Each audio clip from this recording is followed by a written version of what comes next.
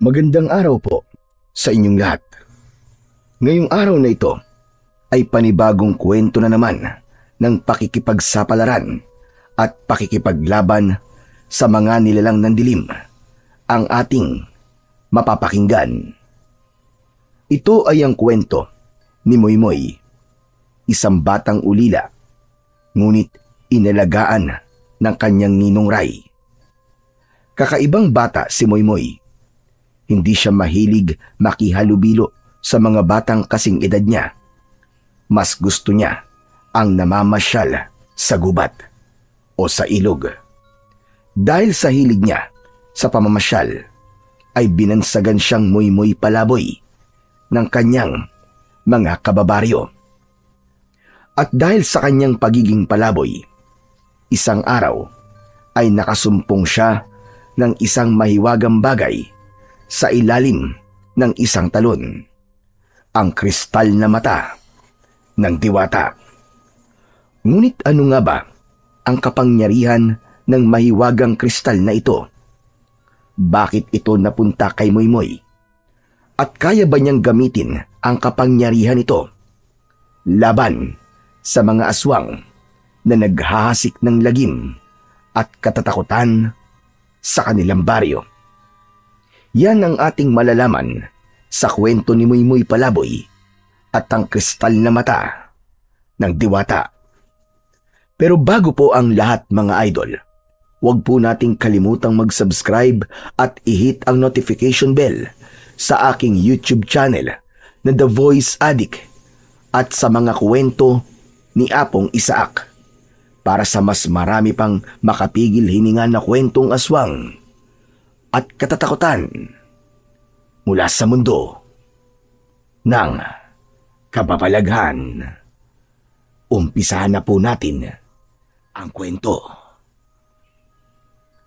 Sa isang liblib na baryo, sa paanan ng isang mataas na bundok, nakatira ang isang batang 12 taong gulang na si Moymoy. Masayahin siya, palatawa, at kilala sa kanilang lugar bilang Moymoy Palaboy dahil sa kanyang hilig na gumala kahit saan, sa ilog, sa gubat o sa bukid. Madalas siyang napapagalitan ng kanyang ninong Ray dahil halos araw-araw ay uuwi siyang putikan. May gasgas sa tuhod o di naman kaya ay sugatan dahil sa kakaakyat sa mga puno. Ano ka ba naman, Moymoy? Ilang beses ko bang sasabihin sa'yo na huwag ka nang pupunta sa gubat na yun? Ikaw talaga, oo. May mga nilalang doon na hindi mo kayang harapin kapag natsyempuan mo. Ngunit imbis na matakot, ay ngumiti lang si Moymoy. Ninong Ray, wala namang pumulto doon o kaya engkanto eh. Hindi po totoo mga yun. Kasi ilang beses na po akong pabalik-balik doon eh. Puro palaka at ahas lang po nandun. Tapos napakadami pa. At natawa ka pa talaga sa lagay na yan, ha? Pambihira talaga tong batang to. Eh kung totoo man ang sinasabi mo, paano kung matuklaw ka ng ahas doon at mamatay ka? Sige nga, ano sa palagay mo mararamdaman ko? Eh di syempre malulungkot po kayo, Ninong Ray. Pero marunong po akong umakyat ng puno at saka mabilis naman po akong tumakbo. Hindi po ako maaabutan ng ahas. Hindi po ako basta-basta matutuklaw nun. Alam mo, ikaw ha? Sutil ka talagang bata ka. Ang galing mong mga tuwiran. Kanino ka ba nagmana ha? Sa inyo po, syempre. Eh kayo lang naman po ang kasama ko eh. Kaya sa inyo na lang po ako magmamana, Tito Ninong. Ay nako, Moymoy. Minsan hindi ko na alam kung matatawa ba ako sa mga sagot mo o maiinis. Pero seryoso to ha. Delikado yung palagi mong paggala kung saan-saan. Mas mabuti siguro kung dito ka na lang sa bahay. O kaya makipaglaro ka sa mga kasing edad mo. Eh ano naman pong gagawin ko dito sa bahay? Wala rin naman po akong kalaro sa labas. Kasi ayaw po nila sa akin. Ha? Ayaw nila sa'yo? Aba, bakit naman? Kasi daw, wala akong mga magulang. Putok daw po ako sa buho. Saka madami sila sinasabi sa akin eh. Tapos minsan, kung nakikinood ako sa TV nila, pinagsasaraduan po ako ng bintana. Akala mo naman bago at maganda yung TV nila. Bulok naman. Palaging malabo tapos kinakalampag nila bago lumitaw yung tao. Ay, alam ko na kung bakit ayaw kanilang kalaro. Bakit po? Kasi pilosopo ka. At saka mahirap nilang masakyan yung mga trip mo. Ikaw talaga, oo. Totoo lang naman po ang sinasabi ko Kaya nga mas gusto ko na lang po na mamasyal kaysa makipaglaro sa ibang bata. Kung ayaw mo makipaglaro, at least man lang sana, wag naman sa loob ng gubat. Bawal nga dun, di ba? Hindi ba't sinasabi din ng barangay na bawal ang mga bata na magpunta sa mga lugar na yon? Hala, bawal na? Oo, bawal. Matagal na. Pero Ninong, kung bawal naman po pala, bakit hindi na lang po nila putulin lahat ng puno o sirain yung lugar na yon para wala nang mapuntahan ng mga batang katulad ko? Ano? Pambira, Moy. Alam mo ba yung sinasabi mo? Hindi pwede yun. Hindi lahat ng bagay ay basta na lang sinisira dahil lang sa takot tayo. May mga bagay na dapat nating igalang. Lalong-lalo na ang kalikasan. Alam ko naman po yun, Ninong Ray Nagbibiro lang naman po ako sa inyo. O ayan na naman. Yan ang isa sa problema mo. Lahat ginagawa mong biro. Pwede ba? Magseryoso ka naman kahit paminsan-minsan lang. Huwag mo nang hintayin na magalit ako sa'yo, ha? Tandaan mo to. Huwag na huwag ka nang pupunta sa gubat. Hindi yung basta pinapasok ng kung sino-sino. Kapag hindi mo pinakinggan ang babala ko, baka isang araw magsisi ka. Opo, pasensya na po Ninong Hindi na po mauulit. Mabuti kung ganun. Hindi ako nagbibiro. Kung alam mo lang ang mga nangyari nun, siguro hindi mo nagugusto yung lumapit pa kahit sa gilid ng gubat na yun, Moy. Bakit, Ninong? Ano po nangyari noon? Gusto mo ba talagang malaman? Opo. Nako, nakakatakot to. Baka matakot ka. Ako matatakot? Hindi po Matapang po kaya ako. At yan ang kinakatakot ko, Mimoy. Hindi lahat ng matapang ay ligtas. Minsan, yung matitigas ang ulo, sila ang unang napapahamak. Ninong naman ang dami niyo pang paligoy-ligoy O sige na, makinig kang mabuti. Nung araw, marami kasi ang naliligaw at nawawalang tao sa gubat. Bata, matanda, hindi na sila nakakabalik. Bakit hindi na po sila nakakabalik? Kasi may mga nilalang na nakatira roon. Mga nilalang na hindi mo pa kayang harapin. May nagsasabing aswang ang nakatira sa pinakaloob ng gubat. Yung iba naman sinasabing engkanto daw na nang-aakit ng tao para iligaw sa gubat. Talaga? Baka naman gawa-gawa lang na matatanda yung kwento na yun para matakot ang mga bata. Ay nako, ewan ko sa'yo. Bahala ka kung ayaw mo maniwala. Kasi po, parang imposible naman po talaga Pero, sige na nga, Ninong. Hindi na po ako pupunta doon. Totoo yan, ha? Hindi mo na uulitin, ha? Promise, ha? Opo, promise. Sa ngayon.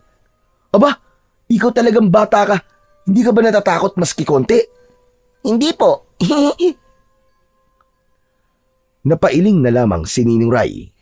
Sabay tayo para kumuha ng bulok. Sanay na siya sa katigasan ng ulo ng kanyang pamangkin. Sa kabila ng palabiro at masayahin ng bata, alam niyang puno ito ng kuryosidad at tapang. Mga katangiang maaaring magdala sa kanya sa kapahamakan kung hindi maaagapan. Lumapit siya sa pinto at tumingin saglit sa labas. Sa di kalayuan ay tanaw niya ang gubat na paulit-ulit niyang ipinagbabawal sa bata. Sa tuwing nakikita niya ang mga puno roon, ay bumabalik sa kanyang alaala ang mga nangyari noong bata pa siya. Mga pangyayari na di niya mabanggit kay Moymoy dahil nag-aalala siyang baka hindi matakot ang pamangkin, kundi baka lalong gustuhin ito ang katotohanan sa pangyayaring yon. Samantala si Moymoy naman ay umupo. Nakatingin sa kanyang Tito Ninong. Nakangiti siya, parang walang pakialam sa mga paalala. Lalabas na muna ako, Moymoy ha. Pupunta muna ako sa bukid para tignan yung mga pananim ko dun. May pagkain na nga pala dyan sa kusina. Kumain ka na. Huwag ka magpapagutom ha. Sige po, ingat po kayo, Tito Ninong. Si Ninong Ray ay isang binatang may matipunong pangangatawan. Maitim ang kanyang balat dahil sa kakaararo sa bukid. At kilala bilang isa sa mga pinakamalakas na lalaki sa baryo. Siya rin ang tumayong ama at ina sa kanyang pamangkin na si Moymoy. Namatay sa panganganak ang ina ni Moymoy. Samantalang ang ama naman nito na kapatid ni Ninong Ray ay nasawi sa isang aksidente sa bundok 1 taon na ang nakalipas. Samantala, pinilit naman ni Moymoy na manatili sa bahay nila ng araw na yon. Kumain siya. Gumawa ng mga gawaing bahay. Naglinis sa bakuran at nag-igib ng tubig. Ngunit ng bandang 3:00 na ng hapon, doon na siya nakaramdam ng inip. Dahil hindi sanay na walang ginagawa, lalo pa at mainit ang panahon, naisip niyang pumunta sa ilog para doon maligo.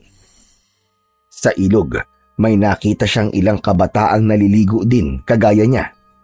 Hindi niya nilapitan ang mga ito, bagkus ay nagtago siya sa isang malaking tipak ng bato at pinakinggan ang kanilang pinag-uusapan. Tungkol ito sa talon na makikita sa dulo ng ilog. Malapit ito sa mismong paanan ng bundok. Ayos ah, mukhang maganda nga doon. Hindi ko pa nararating yung talon na yon. Pero ang dami ko nang naririnig na sobrang ganda daw talaga doon. Makapunta nga. Total, maaga pa naman eh.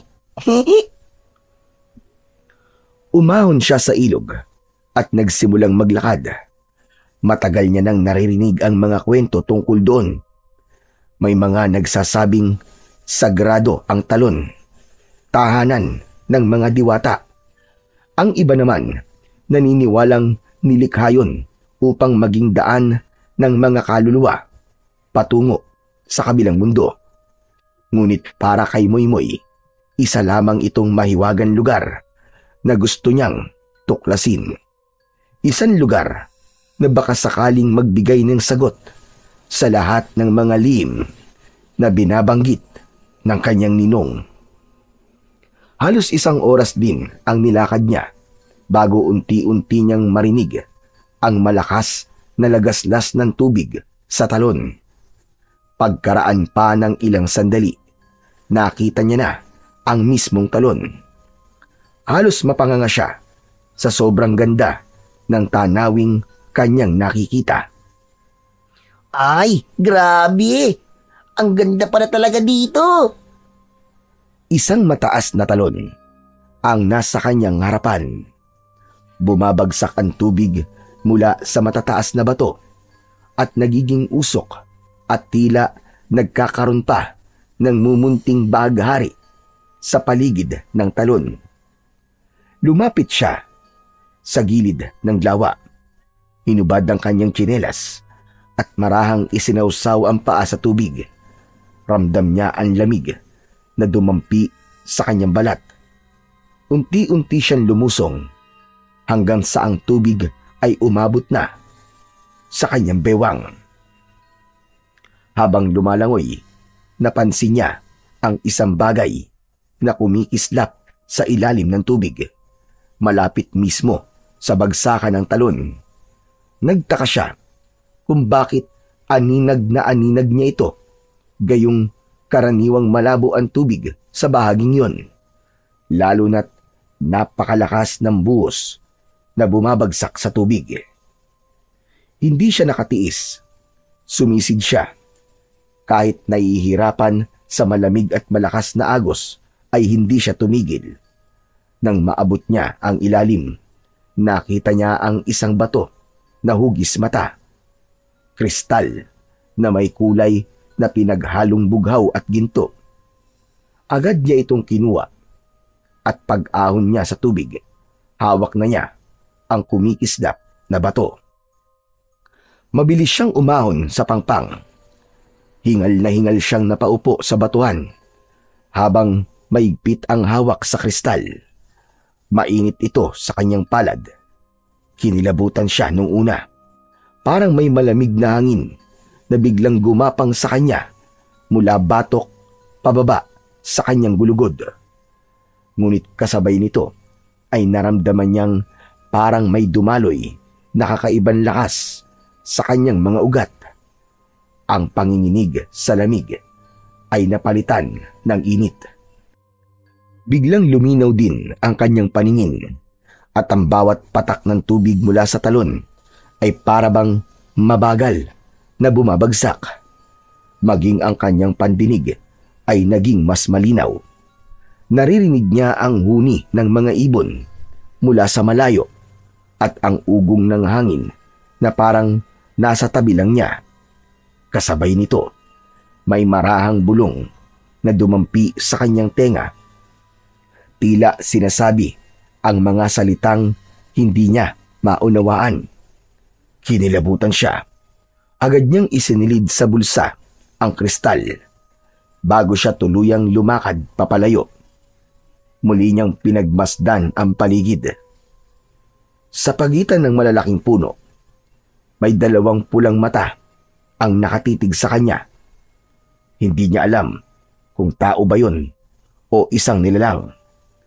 Nanlamig ang kanyang katawan at bago pa siya lamunin ng takot, mabilis siyang tumakbo palayo sa lugar na yon. Pagdating niya sa bahay ay nakita niyang nag-aabang sa may pinto ang kanyang ninong Ray. Sinalubong siya agad nito at kitang-kita ang pagtataka sa mukha niya. "At saan ka na naman galing ha, magaling na bata? Bakit basang-basa ka?" Sa ilog po, Ninong. Naligo lang po. "Sigurado ka? Bakit parang kinakabahan ka? Saka nabubulol? Nagsisinungaling ka ba?" Ay, hindi po. Napagod lang po ako lumangoy. Sige po, Ninong, magbibihis na po ako. Hindi na niya binanggit ang nangyari sa kanyang ninong dahil baka pagalitan siya nito ng sobra kapag nalaman nito ang kanyang ginawa. Pagdating ng gabi, tahimik na pumasok sa kanyang silid si Moymoy. Pagkahiga niya sa banig, dahan-dahan niyang inilabas ang kristal. Hindi siya makapaniwalang nakasumpong siya ng ganung bagay sa ilalim ng talon. Pinagmasdan niya ito ng matagal. Iniikot sa kanyang palad, pinapatama sa kaunting liwanag na pumapasok mula sa maliit na bintana. Pakiramdam niya ay may sariling buhay ang kristal. Bawat kislap nito ay parabang kinakausap siya. Napangiti siya, ngunit sa likod ng ngiti na yon ay may halong kaba din na nararamdaman. Lalo na nang maalala niya ang 2 pulang matang nakita niya sa gubat. Totoo kaya yun nakita ko kanina? Hindi kaya yun yung may-ari ng batong ito? Dahan-dahan niyang inilapit ang kristal sa kanyang muka. Mas malinaw niya na ngayong napapansin ang kakaibang hugis nito. Hindi lang basta kristal, kundi tila mata na may mga ugat na kumikislap sa loob. Bigla siyang kinilabutan. Hala, hindi kaya mata to ng engkanto? Natigilan siya nang makarinig ng sunod-sunod na katok sa pinto. Mabilis niyang itinago sa ilalim ng unan ang kristal. "Moymoy! Sinong kausap mo dyan?" Wala po. "Sigurado ka? Narinig kita nagsasalita eh. Baka may kasama ka dyan ha?" Wala po, Ninong, promise. Nagdarasal lang po ako. Ganun ba? O sige na. Matulog ka na. Huwag ka magpuyat. Opo, Ninong. Sige po, matutulog na po ako. Nang wala na ang ninong niya, ipinikit na niya ang kanyang mga mata at natulog. Ngunit hindi pa man siya matagal na nakakatulog, ay bigla siyang nanaginip. Isang nilalang ang nagpakita sa kanya.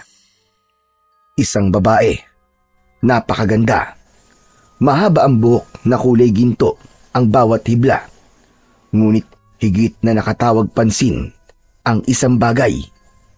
Nakapiring ng pulang tela ang isang mata ng diwata. Teka, sino ka?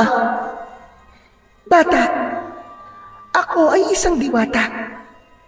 Ako ang may-ari ng bagay na kinuha mo sa talon. Hindi isang ordinaryong bato yan. Yan ay ang aking mata. Ninakaw sa akin ng mga nilalang mula sa kadiliman. At ngayon ay ikaw ang nakasumpong. Nanlaki ang mga mata ni Moymoy sa sinabi ng diwata. Ano po? Mata niyo po? Tsaka diwata po kayo? Teka, hindi ko po maintindihan. Dahan-dahan ay inalis ng diwata ang pulang piring na nakatakip sa kanyang kaliwang mata at tumambad ang kabuang muka ng diwata. Sa kanyang kanang mata ay kulay bughaw ito, ngunit ang kaliwa ay butas, parang isang malalim na kawalan. Nang titigan ito ni Moymoy, pakiramdam niya ay nahulog siya sa isang malalim na bangin. Huwag kang matakot, bata. Hindi ako isang kaaway. Ako si Luwalhati. Masaya akong natagpuan mo ang aking mata. Po, kaya po ba kayo nagpakita sa akin ay dahil gusto niyo na po itong kunin? Hindi, bata. Hindi pa ngayon ang oras para kunin ko ang aking mata. May kailangan ka pang gawin. May paparating na panganib. May mga nilalang ng dilim na mag-aasik ng kasamaan dito sa inyong baryo. Ang aking mata, magagamit mo yan para ipagtanggol ang lahat laban sa kanila. Teka, bakit po ako? Hindi naman po ako bayani. Bata lang po ako. Palaboy nga po ang tawag nila sa akin eh. Ngunit ikaw ang pinili ng kapalaran. Ikaw ang nakasumpong sa aking mata. Ikaw ang pinili at karapat-dapat na mag-ingat nito. Pero hindi ko po kaya. Ano po ba kasing nilalang yung sinasabi nyo? Mga aswang. Aswang? Kung ganun po totoo mga aswang? Totoo sila. Tulad ko. Tulad namin. Biglang nagsulputan ang iba't ibang klaseng nilalang na noon ay nababasa lang ni Moymoy sa mga kwento at alamat. Mula sa gilid ng diwata ay lumitaw ang isang kapre, matangkad at may hawak na nagbabagang tabako. Namumula ang mga mata nito, ngunit hindi nakakatakot ang kanyang mga titig. Umakyat naman sa tabi niya ang isang diwende, isang maliit na nilalang na may mahabang balbas at nakasuot ng sombrerong kulay luntian. Nakangiti ito sa kanya. Sumunod na lumitaw ay ang tikbalang na dumungaw mula sa bukas na bintana. Isang nilalang na kalahating tao at kalahating kabayo. Napalunok si Moymoy at halos hindi makapaniwala. Kapre, diwende, tikbalang, lahat sila, totoo. Tama ka, bata. Totoo silang lahat. At alam mo bang matagal ka rin nilang sinusubaybayan? Kilala ka nila at palagi ka nilang iniingatan kapag nagpupunta ka sa loob ng gubat. Natutuwa sila sa iyo, Moymoy. Ala, ganun po ba? Hindi ko po alam na may nakabantay sa akin. Palagi, Moymoy. Ngunit, mahal na diwata, hindi ko po kaya makipaglaban sa mga aswang eh. Ibinabalik ko na po sa inyo ang inyong mga mata. Uulitin ko sa iyo. Hindi pa oras, Moymoy. Kailangan mong hawakan at gamitin yan para iligtas ang inyong baryo laban sa mga aswang. Pero, paano po ako lalaban? Hindi naman po ako malakas eh. Hindi mo kailangan maging malakas, Moymoy. Ang kapangyarihan ng mata ay sapat na. Ang kailangan mo lang ay maging buo ang loob mo. Kailangan mong tanggapin ang responsibilidad kahit nakakatakot at kahit mahirap. Napabalikwas si Moymoy mula sa higaan. Pawis na pawis at hingal na hingal. Agad niyang sinilip ang ilalim ng unan. Nandoon pa rin ang kristal. Tinignan niya ang kabuuan ng kanyang kwarto. Wala na ang diwata. Wala na ang ibang nilalang na kasama nito. Ang naiwan, ang bukas na bintana na alam niyang nakasarado bago siya mahiga at matulog. Ala, anong gagawin ko? Ano ba kasi itong napasok ko? Lagot na. Dahan-dahan siyang bumangon at lumapit sa bintana. Sinilip niya ang labas, pero tahimik ang bakuran. May mga nakita siyang mga alitaptap na pinapalibutan ang isang puno. Walang tao, walang kakaibang nilalang. Ngunit hindi maalis kay Moymoy ang pakiramdam na may nakatingin sa kanya mula sa dilim. Mabilis niyang isinara ang bintana at isinuksok ang kahoy na pangsara. Bumalik siya sa higaan, ngunit hindi siya mapalagay. Kinuha niya muli ang kristal at pinagmasdan. Kumikinang ito kahit walang ilaw. Ikaw ang mata ng diwata. Pero bakit ka sa akin sumama? Bakit ako ang napili mo? Nang wala siyang nakuwang sagot, ay muli niyang ibinalik ito sa ilalim ng kanyang unan. Sana pagising ko bukas, wala na to. Sana, panaginip lang talaga ang lahat. Kinabukasan, maaga pa lang ay gising na si Moymoy. Hindi siya gaanong nakatulog dahil paulit-ulit na bumalik sa kanyang isip ang kanyang panaginip tungkol sa diwata at sa mga nilalang na nakita niya. Habang kumakain sila ng sinangag at pritong isda, napansin ni Ninong Ray na tahimik ang kanyang pamangkin. Hoy Moymoy, bakit ang tahimik mo ha? Kanina ka pa hindi nagsasalita. May masakit ba sa'yo? Wala po, Ninong. Hindi lang po ako nakatulog ng maayos kagabi. Ano? Bakit naman? Hindi ko po alam eh. Siguro po may insomniac ako. Anong insomniac? Baka insomnia. Yung hindi makatulog. Ikaw talaga, oo. Ay, yun nga po. Ay, nako. Sige na, kumain ka na. Pasensya ka na ah. Hindi lang ako sanay na ganyan ka eh. Tumango si Moymoy. Pero sa isip niya, ayaw niya munang ibahagi ang tungkol sa kristal. Baka pagalitan siya ulit o kaya naman ay baka kunin ito sa kanya at itapon. Pagkatapos kumain, ay lumabas siya ng bahay para bumili ng sabon sa tindahan at sigarilyo ng kanyang ninong. Narinig niyo na ba? May nawawalang kambing si Mang Celso kagabi. Kawawa nga eh. Iyak ng iyak kagabi. Oo, at hindi lang yun. Nawala rin ang mga manok ni Aling Marta. Hinahanap nga nila eh. Mukhang nauuso na naman ang nakawan dito sa baryo natin ah. Kailangan may gawin na ang barangay dito. Kaya nga eh. Kailangan siguro na magbabantay at maglagay ng karpyo para naman kabahan yung mga lintik na magdanakaw na yan. Pero teka lang, sigurado ba tayong tao talaga ang nagnakaw sa mga hayop kagabi? Bakit Ismael? Sa palagay mo ba ay ano? Isipin mo ha, isang kambing at maraming manok. Mananakaw ba talaga yun ng ganong kadali lang? Lalo na yung mga manok, hindi ba't ang iingay nun? Ewan ko. Ano ba ang pinupunto mo? Hindi kaya hayop o aswang ang kumuha sa mga ito? Ay, naku naman, Ismael. Tigilan mo na nga yan. Huwag mong takutin ang sarili mo. Aswang-aswang. Manahimik ka. Paanong hindi ka matatakot?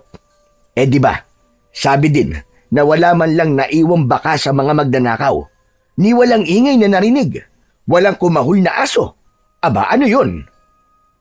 Huwag kang magsalita ng mga ganyan. Nakakatakot yan, Ismael. Baka magdulot yan ng gulo sa baryo natin. Alam mo naman ang mga tao dito. Madali silang maniwala sa mga sabi-sabi. Hayaan na natin ang barangay na magresolba nito. Sabagay. Pero paano kung totoong hinala ko? Lagot tayo. Hindi tayo makakalaban sa mga ganun. Habang patuloy na nag-uusap ang dalawang matanda, tahimik na nakikinig si Moymoy. Ilang sandali pa ay namalayan ng dalawa ang paglapit ng kapitan ng baryo. May dala itong baston at nakasuot ng sombrero. Pinakinggan nito ang usapan ni Mang Lando at Mang Ismael. At pagkatapos ay bigla siyang sumingit sa usapan. Sinabi niya sa dalawa na gagawa siya ng aksyon para maresolba ang problemang nakawan. Sinabi niyang magpapatawag siya agad ng pulong sa barangay. Plano niyang magtalaga ng mga magbabantay upang hindi na maulit ang insidente. Para sa kapitan, ordinaryong nakawan lang ito at walang kinalaman sa sabi-sabing aswang.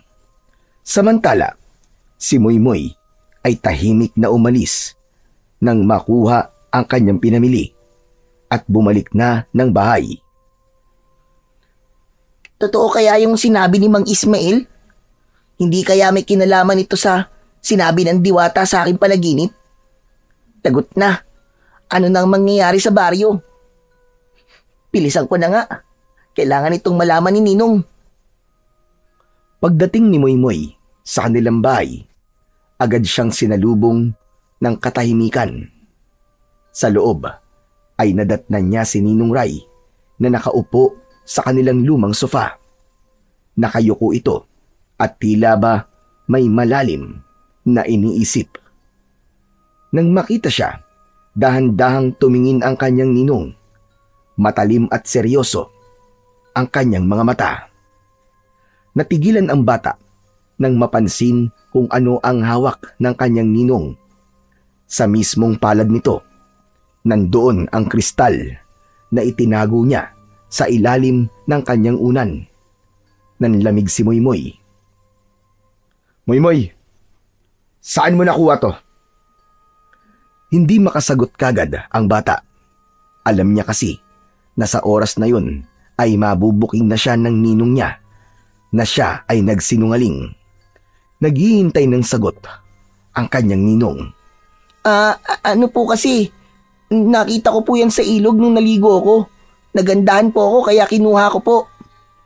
Magsabi ka sa akin ng totoo, Moymoy. Alam ko tungkol sa bagay na to. Po? Isang tanong pa, Moymoy. Saan mo nakuha ang mata ng diwata? Ninong, dun po sa may talon po. Halata ang pagkadismaya sa muka ng lalaki nang umamin na si Moymoy. Napagtanto nitong matigas pa rin talaga ang ulo nito at patuloy pa rin sa kanyang paggala maski palagi niya itong sinasabihan. Kasabay ng kanyang pag-amin ay ang sunod-sunod na pagbuntong hininga ni Ninong Ray. Kita ni Moymoy ang biglang pagbagsak ng balikat ng kanyang tito Ninong, pati ang pagkadismaya sa mukha nito. Mariin ang pagkakakuyom ng kamao nito. Halatang pinipigilan ang sariling inis at galit. Napagtanto nitong lumabag na naman ang bata sa bili nito. Paulit-ulit na pinagsasabihan na huwag gumala sa gubat, ngunit hindi ito nakikinig. Muli, napailing ang lalaki. Matigas talaga ang ulo mo, no? Ilang beses na kitang sinabihan na huwag ka nang lumapit sa gubat. Huwag kang lumayo dito sa baryo. Hindi mo alam ang panganib na nandoon. Napanganga si Moymoy. Gusto niyang mga tuwiran, pero pinigilan niya ang kanyang sarili. Alam niyang galit na ang kanyang ninong at hindi yun ang tamang oras para siya ay mamiloso po. Bakit mo to kinuha? Hindi mo alam kung anong sumpa ang kaakibat niyan. Hindi ko naman po basta kinuha yan eh. Ang sabi po sa akin ng diwata, ako daw po ang pinili. Ako daw po may karapatang mag-ingat ng bagay na to, lalo na't may paparating daw pong panganib. Ano? Diwata? Anong sinasabi mo? Yung diwata po, na nagmamay-ari po ng mata, pinausap niya po ako sa aking panaginip. Mukha naman pong hindi siya masama para bigyan niya po ako ng sumpa dahil po sa bagay na to. Hindi. Mabuti pa samahan mo ko. Ibabalik natin to dun sa may talon. Ninong, sabi po ng diwata hindi daw po pwede. Kasi may mga darating na aswang. Kung ibabalik natin to sa ilog, paano tayo lalaban sa mga aswang na yun? Hindi mo naiintindihan eh. Ang mata ng diwata, kapag hawak mo yan, para ka na rin nagbukas ng pinto para makita ang lahat ng nilalang, mapaliwanag man o dilim. At kapag nalaman ng mga nilalang ng kadiliman na ikaw ang may dala niyan, hindi ka nila titigilan. Susundan ka nila saan ka man magtago. At hindi lang ikaw ang mga nganib, pati na ang buong baryo. Kaya dapat nating isauli yan bago mahuli ang lahat. Tumayo ang lalaki. Hawak pa rin ang kristal. Naglalakad siya papunta sa pintuan. Ngunit bago pa man makalabas, hinawakan niya ang kamay ng kanyang ninong. Pinilit na bawiin ang kristal. Hindi Ninong, hindi ko po pwedeng ibalik yan. Baka ito lang po ang tanging paraan para mailigtas natin ang lahat. Kung wala po tayo nito, paano po natin lalabanan ng mga aswang? Hindi mo tungkulin ang lumaban, Moymoy. Bata ka pa.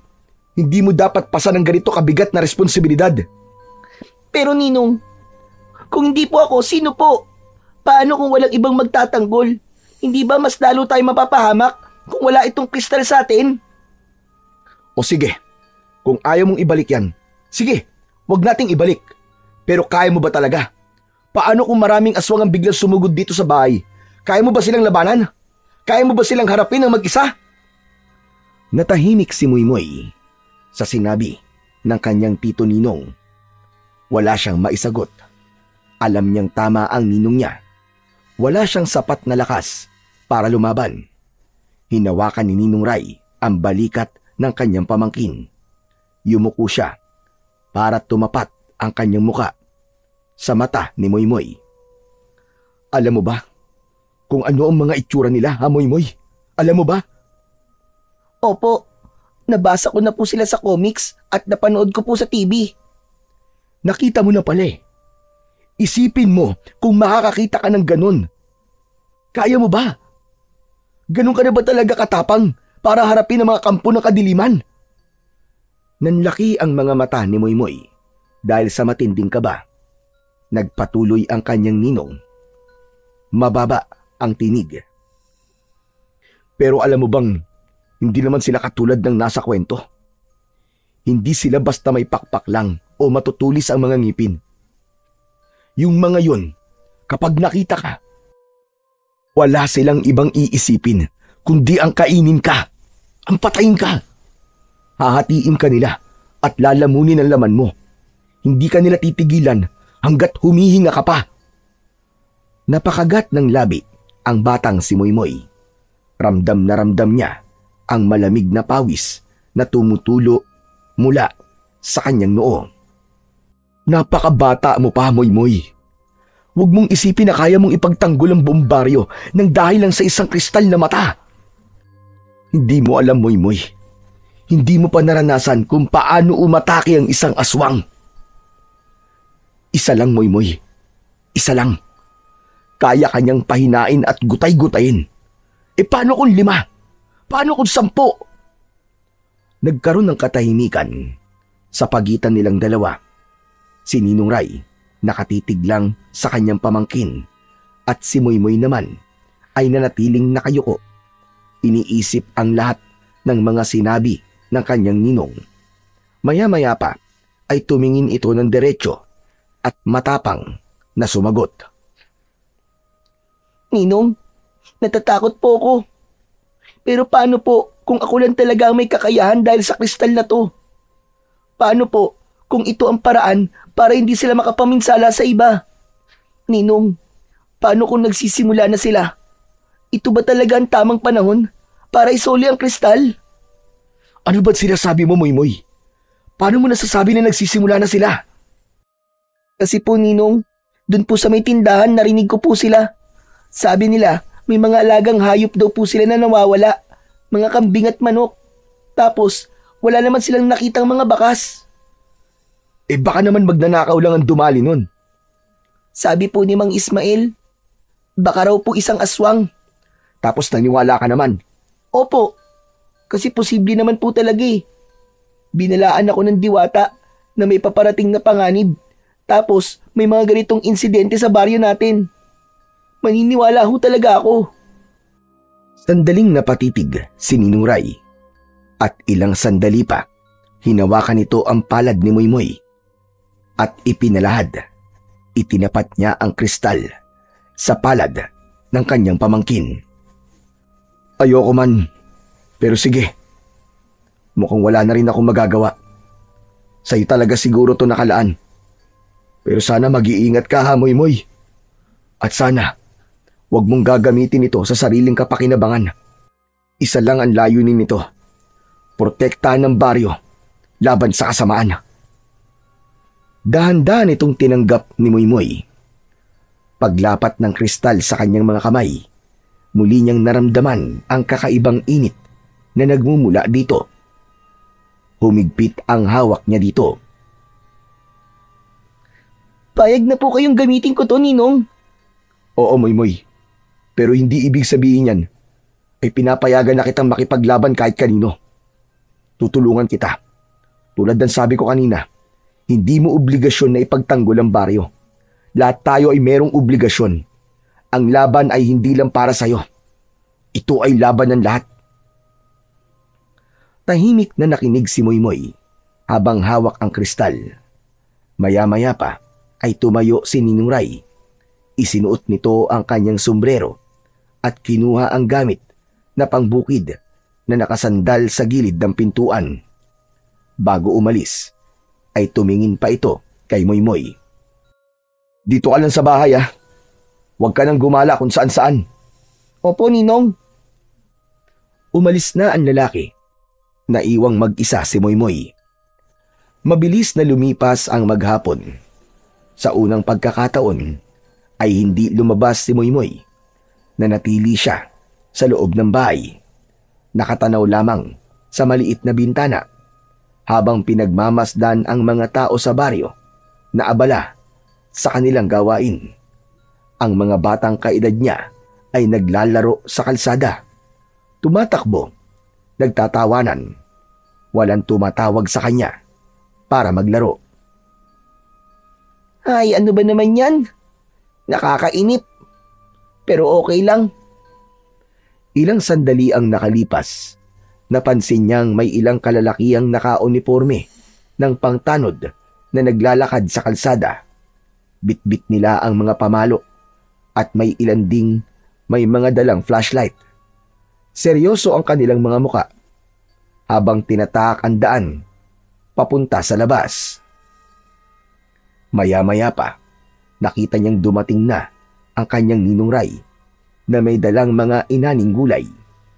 Nang mailapag ito sa lamesa na nasa bakuran, dumating si Mang Lando na siyang kapitbahay nila.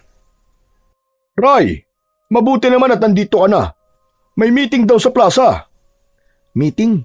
Tungkol saan? Di dun sa mga nawawalang hayop kagabi. Alam mo, hindi lang pala yung mga kambing at manok ang nawala eh. Pati yung baboy ni Aling Cora nawala din. Sayang, malapit na daw mga anak yun. Kaya nagpatawag ng meeting si Kap para daw pag-usapan natin ang seguridad sa baryo. Kasi baka merong gumagalang magnanakaw dito sa baryo natin. Tumango-tango si Ray. Sabay sinipat ang mga tanod na patuloy pang naglalakad papunta sa direksyon ng plaza. Ganun ba? O sige, magbibihis lang ako, Mang Lando. Tapos susunod na rin ako doon. O sige, Ray. Kailangan din kasi talaga nating marinig kung ano ang plano ng barangay. Aba, hindi biro ang nakawan na yon. Hindi pwedeng naglalaho na lang ng basta ang mga alaga ng mga taga-baryo na parang bula. Sige ho, maghahanda lang po ako. Pagpasok ni Ninong Ray sa loob ng bahay, sinalubong siya ni Moymoy. Ninong, pwede po ba ako sumama? Wag na, dito ka na lang. Pero maghapon na po ako nakatunganga dito sa bahay. Sige na po, payagan niyo na po ako. Makikinig lang naman po ako eh. Promise, hindi po ako manggugulo. Ay nako, sige na nga, sumama ka na. Gagayak lang ako. Nang matapos magbihis, sumama na si Moymoy papunta sa plaza. Pagdating nila doon, ay nakita nilang halos puno na ng mga taga-baryo ang maliit na bulwagan. Karamihan sa kanila ay nakatayo lang, habang ang iba naman ay nakaupo sa mga monoblock. Maingay ang mga tao, kanya-kanya ng mga komento. Iba-iba ang pinag-uusapan. Maya-maya pa ay dumating na ang kapitan at nagsimulang magsalita sa harap ng kanyang mga kababaryo. Sinimulan niya ang usapin tungkol sa nakawan, kung sino ang mga naging biktima at kung ano ang posibleng solusyon sa problema nilang yon. Nagbulungan ang mga tao. Ang ilan ay halatang nag-aalala, habang ang iba naman ay galit at desperado. Kailangan mahuli ang magnanakaw na yan, kung sino man siya. Hindi natin pwedeng palampasin ito. At kung mahuli man natin yan, kailangan putulin ang kanyang mga kamay. Walang hiya siya. Hindi marunong lumaban ng patas. Ang gusto nanlalamang ng kapwa. Huwag naman ganyan, Lando. Hindi naman makatarungan yung puputulin natin ang kamay niya. Labag sa batas yun. Baka mas lalong lumala ang gulo. Hindi tayo hayop para gawin ng ganun. Ang kailangan natin ay hulihin siya at ipaubaya sa mga pulis. Nagkatinginan ang mga tao. May ilan na pumayag sa sinabi ni Mang Ismael, ngunit meron ding mga sumang-ayon kay Mang Lando. Nagsimula na namang umugong ang ingay sa bulwagan. Kanya-kanya sila ng opinyon. May isang tatay na nagsalita mula sa dulo ng bulwagan at sumang-ayon kay Mang Lando. Ayon sa kanya, kung hindi sila magpaparusa ng masakit, hindi matatakot ang mga magnanakaw at uulit-ulitin lang ang kanilang gawain. Pero agad itong tinutulan ng isa pang matanda na nagsabing hindi dapat dumaan sa dahas ang baryo. Habang patuloy ang pagtatalo, nanatili lang sa gilid si Moymoy, nakikinig at nakatitig sa mga nagsasalita. Nararamdaman niyang tumitindi ang tensyon sa bulwagan. Ang ilan ay galit, ang iba na may takot, at meron ding ayaw na makisali. Sa bandang unahan, muling nagsalita ang kapitan upang pakalmahin ang lahat. Ipinaliwanag niya na ang layunin ng pulong ay hindi para mag-away-away sila, kundi para magtulungan at magkaisa. Binigyang diin niyang kailangan nilang magbantay at magtulungan upang maiwasan ang susunod pang pagkawala ng mga alaga. Unti-unting natahimik ang mga tao, bagamat halata pa rin ang pagkadismaya at pagkabalisa sa kanilang mga muka. Si Moymoy, habang nakikinig, ay mas lalong nakaramdam ng kaba. Sa kanyang isip, naalala niya ang babala ng diwata. Ang pagkawala ng mga hayop ay baka hindi lang gawa ng magnanakaw, kundi ng mas malalang nilalang. Nagpatuloy ang kapitan sa pagpapaliwanag ng mga plano. Iminungkahi niyang magtulungan ang bawat pamilya, mag-ambag ng ilaw o kahit simpleng tansan na may pisi para magsilbing alarm kapag may gumagalaw sa bakuran. Sa tabi, may ilan na pumayag at nagbigay ng kanilang suwestyon. May iba namang hindi kumbinsido at nagkibit balikat lang. Tila wala ring tiwala na may mangyayari. Oh, bakit ganyan ang mga reaksyon nyo? Ano, wala kayong pakialam sa nangyayari sa baryo? O sige, paano kung kayo manakawan? Tapos kami ang magkibit balikat at hayaan lang kayo. Aba, nasa iisang baryo lang tayo. Dapat magtulungan tayo sa problema na to. Tama si Mang Lando. Kung hindi natin ito aayusin, baka pati mga bahay na natin pasukin. Kaya nga, lahat tayo magtulungan. Huwag nating iasan lahat ng trabaho sa mga tanod at sa barangay. Tama si Mang Ismael. Kaya makinig kayo kay Kapitan. Kung gusto nating masolusyonan kagad to, kailangan natin magtulungan. Hindi pwedeng isa o dalawa lang ang magbabantay. Konti lang ang tanod at hindi nila kayang bantayan ng buong baryo. Kaya dapat, Kap, lahat ng mga lalaki magbantay. Magkaroon tayo ng schedule, palitan sa pagbabantay sa gabi. May ilang napailing at hindi sang-ayon sa sinabi ni Ray. Karamihan sa kanila ay sinabing may mga anak sila na kailangan bantayan, lalo na sa gabi. Ang iba naman ay may trabaho tuwing umaga, kaya hindi pwedeng magpuyat. Kanya-kanya na ng dahilan ang mga ayaw makiisa. Pwede naman pong hatiin eh. Bawat kanto po ng baryo may tig-2 lang. Hindi naman din kailangan lahat magdamag. Pwede naman pong palit-palitan kada oras para hindi po mabigat. Napatingin ang mga tao sa kanya. Tahimik sandali. Tila nagulat ang lahat na sumali sa usapan ang isang bata. Pero napatango si Kapitan. Napangiti si Mang Lando. Alam nilang may punto ang bata. Kita nyo na, mabuti pa ang bata marunong mag-isip. Nagpatuloy ang diskusyon hanggang sa huli ay nagbotohan kung sang-ayon ba ang mas nakakarami sa plano. Isa-isang nagtaas ng kamay ang mga lalaki bilang tanda ng kanilang pagpayag. Ang mga kababaihan naman ay nagsabing handa silang maghanda ng kape o pagkain para sa mga nakatoka.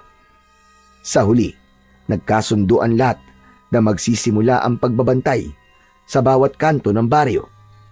May nakatalagang grupo bawat gabi kasama ng tanod para masiguro ang kaligtasan ng buong baryo. Tahimik na ngumiti si Moymoy. Kahit bata pa siya, nakadama siya ng tuwa dahil sa simpleng suwestyon niya, nakatulong siya sa kanilang komunidad. Pagkatapos ng pulong ay nagsiuwian na ang mga tao. Kasama sa unang batch ng mga magbabantay ang kanyang ninong Ray. Pagka-uwi nila ni Moymoy ay agad na naghanda siya. Kumuha siya ng flashlight at isang maliit na bag na may lamang tubig at ilang biskwit. Nang sumapit na ang gabi ay kinausap niya muna at binilinan ang pamangkin. Dito ka lang sa bahay ha. Isarado mo mabuti ang mga pinto at bintana. Huwag na huwag kang lalabas kahit anong mangyari. Huwag ka ring magbubukas ng pinto kahit na ang kumakatok ay kilala mo pa. Tandaan mo yan, Moymoy ha? Opo, Ninong. Nang umalis na si Ninong Ray, agad na isinara ni Moymoy ang pintuan at agad niya tong tinalian. Tinigurado niyang walang kahit na ano na nakabukas. Pagkatapos, saka siya pumasok sa kanyang silid. Inilagay niya sa ilalim ng kanyang unan ang kristal at saka nahiga. Samantala, sa labas naman ay seryosong nakaupo ang dalawa, si Mang Lando at Ninong Ray. Nasa kanto sila malapit sa isang puno ng akasya. Madilim ang paligid. Tanging ilaw lang ng malamlam na poste ang nagbibigay ng liwanag sa kanilang pwesto. Hanggang sa nagbukas ng usapan si Mang Lando. Paano kapag tayo nakahuli sa magnanakaw? Anong gagawin natin? Alam mo, para sa akin, dapat turuan talaga siya ng leksyon eh. Hindi pwedeng palampasin ang pamimerwisyo niya. Kung ako lang ang masusunod, bubugbugin natin yon para matakot. Tama-tama. Maganda at ikaw ang nakapartner ko. Alam ko naman ang reputasyon mo dito sa baryo. Ngayon mo patunayan ang sinasabi nilang ikaw ang pinakamalakas dito sa baryo. Mang Lando naman, sino po ba nagsabi sa inyo niyan na ako ang pinakamalakas? Hindi naman totoo yun eh. Sabi-sabi lang yun. Saka maski ako ang pinakamalakas, hindi ko gagawin ang sinasabi nyo. Naniniwala ako na hindi dapat daanin sa dasto. Kung magnanakaw man siya, dapat sundin natin ang proseso. Hindi natin trabaho ang manakit. Sus, duwag ka naman pala eh. Hindi ako duwag man, Lando. Para sa akin kasi, mahalaga na pairalin ang tama. Kapag nagkamali tayo ng desisyon, tayo ang mananagot. Hindi na nagsalita pa si Mang Lando. Nanahimik silang dalawa at nagpatuloy sa pagbabantay. Paminsan-minsan ay dumadaan sa harap nila ang mga rumurundang tanod. Samantala, sa bahay ay nakatulog na si Moymoy. Mahimbing na ito, ngunit maya-maya pa ay bigla siyang nagising nang makarinig ng kakaibang yabag mula sa bakuran. Dahan-dahan siyang bumangon at pinakiramdaman ang paligid. Malinaw sa kanya na hindi yun ordinaryong mga yabag at hindi din galing sa tao. Ano kaya yun? Maya-maya ay napagtanto niyang ang tunog ay kawig ng yabag ng kabayo. Mas lalo siyang kinabahan nang maramdaman niyang tila nasa mismong harap ng kanyang bintana ang nilalang. Kinuha niya ang kristal at mahigpit niya tong hinawakan. Lumapit siya sa bintana, ngunit biglang natigilan nang makita ang paggalaw ng bintana. Napaatras siya at sisigaw na sana, pero natigilan siya nang makita kung sino ang naroon. Isang tikbalang. Sinabi nito sa kanya na ipinatatawag siya ng diwata sa talon. Ngayon na? Hindi ba pwedeng bukas na lang? Magagalit kasi ang ninong ko kapag nalaman niyang sinuway ko na naman siya eh. Umiling ang tikbalang at sinabing wala na silang ibang oras. Kailangan nilang pumunta sa talon dahil yun ang utos ng diwata. Sa bandang huli, napapayag siya. Umakyat siya sa likod ng tikbalang at mahigpit na kumapit. Tahimik silang umalis ng bakuran at naglakad ang tikbalang sa kalsada. Halos yumuko siya nang makita si Mang Lando at ang kanyang ninong Ray. Sandali lang, huwag tayo dyan dumaan. Makikita ako ng ninong ko eh. Malalagot ako doon. Ngunit nagpatuloy lamang ang tikbalang at parang hindi siya narinig. Pero nang dumaan na sila mismo sa harap ng dalawa, ay parang wala silang nakita, ni hindi nila naramdaman ang kanilang presensya. Makalipas ang ilang sandali, narating na nila ang talon. Lalong namangha si Moymoy.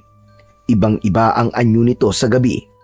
Ang mga puno sa paligid ay nagliliwanag dahil sa napakaraming alitaptap na umaaligid.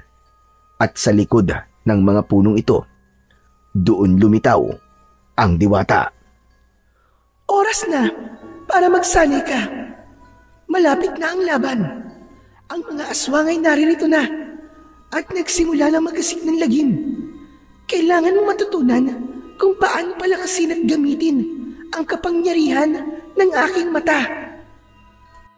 Nandito na po ang mga aswang. Kung ganun, sila nga po ang dahilan ng mga pagkawala ng hayop dito sa lugar namin. Tama ka. Sila nga ang may gawa nun. Totoo po ba ang sinasabi nyo? Hindi ka ba naniniwala sa akin? Kasi po... Nang hindi makasagot si Moymoy, ay biglang tila nahulog siya sa isang napakalalim na butas. Naramdaman niya ang biglaang paghila sa kanyang katawan pababa. Umikot ang kanyang paningin. Halos mahilo siya sa bilis ng pagbabago ng paligid. Hanggang sa isang kisap mata lang, nag-iba ang lahat. Nasa loob na sila ng madilim na gubat. Agad niyang naamoy ang mabahong amoy na parabang amoy ng nabubulok na karne. Mula sa hindi kalayuan ay narinig niya ang malinaw at kakaibang tunog ng pagnasab at malalim na pag-ungol. Dahan-dahan siyang tumingin sa direksyon ng ingay at nanlaki ang kanyang mga mata. sa kanyang nasaksihan. Diyos ko po! Mga aswang! Ang dami nila! Tama ka. Yan ang mga aswang na naghasik ng gulo at katatakutan sa baryo nyo. Natakot si Moymoy, lalo na nang mapagmasdan niyang mabuti ang mga ito. May ilan na mahahaba ang dila na parabang ahas at ipinapasok nila sa bangkay ng mga manok. Meron ding baka at baboy.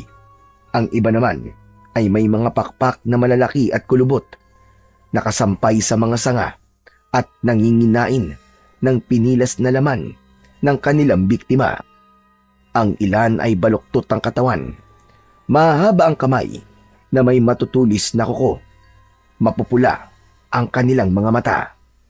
Sa gitna ng mga ito ay may isang dambuhalang aswang na halos kasing laki ng kalabaw. Nilalantakan nito ang isang malaking baka. Nilalapa nito ang laman, dinudurog ang mga buto at nilulunok na parang wala lang. Napaatras si Moymoy at halata sa kanya ang bagyang panginginig dahil sa nerbiyos at takot. Huwag nang matakot. Hindi nila tayo nakikita at narinig. May kakayahan akong maglaho sa kanilang paningin. Kaya't para sa kanila, wala tayo rito. Talaga po? Siguro kaya hindi ako nakita nila Ninong kanina kasi may kapangyarihan din taga-Bulagan Tikbalang. Oo naman. Meron din siya. At ikaw, kaya mo din. Ngayong nasa iyong aking kristal na mata, lahat ng kapangyarihang meron ako ay magiging kapangyarihan mo din. Kaya mong gawin ito. Kaya mong maglaho sa paningin ng sinuman. Wow! Ang galing nun kung sakali! Kaya nga dapat mong matutunan kung paano gamitin ng tama ang kristal. Napakurap si Moymoy. Hindi siya makapaniwala sa narinig. Nilingon niya ang mga halimaw na patuloy sa kanilang paglamon at muling bumaling sa diwata. Sige po, turuan niyo po ako kung paano gamitin ang tama ito. Mabuti naman. Pero itong tatandaan mo, ang laban na iyong kakaharapin ay hindi isang laro. Ang bawat pagkakamali mo, maaari mong ikapahamak at ng inyong baryo. Tahimik na tumango ang bata. Muli, kumpas ang diwata at sa isang iglap, muling naramdaman ng bata ang biglang tila pagbulusok pa ibaba. Nahilo siya at sa sandaling imulat niya ang kanyang mga mata. Naroon na sila ulit sa tabi ng talon. Nakita niyang naroon ang mga kasama nilang Tikbalang at Kapre. Ngayong handa ka na, bata. Simulan niyo na ang pagsasanay. Lumapit ang Tikbalang at ang Kapre. Sila ang nakatakdang magsanay kay Moymoy. Ngunit bago sila magsimula, may inabot sa kanya ang Tikbalang. Isa itong kwintas na yari sa baging. May maliit itong sisidlan sa gitna. Sige, kunin mo ang kwintas na ibinigay niya. Ilagay mo dyan ang kristal. Sige po. Dahan-dahan itong ginawa ni Moymoy at sa sandaling lumapat ang kristal sa sisidlan, agad itong nagningning ng matindi. Ang liwanag nito ay halos bumalot sa kanyang katawan. Sa harap niya, may hugis na unti-unting nabuo at nang mawala ang liwanag, isang sibat ang naiwan. Kumikinang ito na kulay ginto. Halos kasing taas niya ito at sa dulo ay may matulis na talim. Nanlaki ang mga mata ng bata. Dahan-dahan niyang inilapit ang kanyang mga kamay. Sa sandaling mahawakan niya ang sibat, muli itong nagliwanag at nagbigay ng banayad na kuryente sa kanyang katawan. Tanda na tinatanggap siya ng kapangyarihan nito. Akin po ba ito? Oo, yan ang sandata na ibinigay sa iyo ng kapangyarihan ng aking mata. Isa itong tanda na buong buo ka ng tinatanggap ng kristal. Kayo na ngayon ay iisa. At ang armas na yan, hindi basta ordinaryong sibat. Kayang pumuksa niyan ng sangkaterbang aswang. Paano po ito gamitin? Kaya ka narito, Moymoy. Malalaman mo kung paano yan gamitin sa tulong nila. Sila ang gagabay sa'yo. Ganun po ba? Sige po, umpisa na po natin. Mabuti. Sige, simulan niyo na ang pagsasanay. Mula sa likuran ng diwata ay lumapit na ang kapre. Hawak ang isang malaking kahoy. Tumayo ito sa tabi ni Moymoy at tumingin sa kanya. Samantalang ang tikbalang ay dumistansya muna at tumayo sa di kalayuan. Itinuro sa kanya ng kapre kung paano hawakan ang sibat, kung saan dapat ipwesto ang kamay at kung paano ito igalaw upang maging balanse.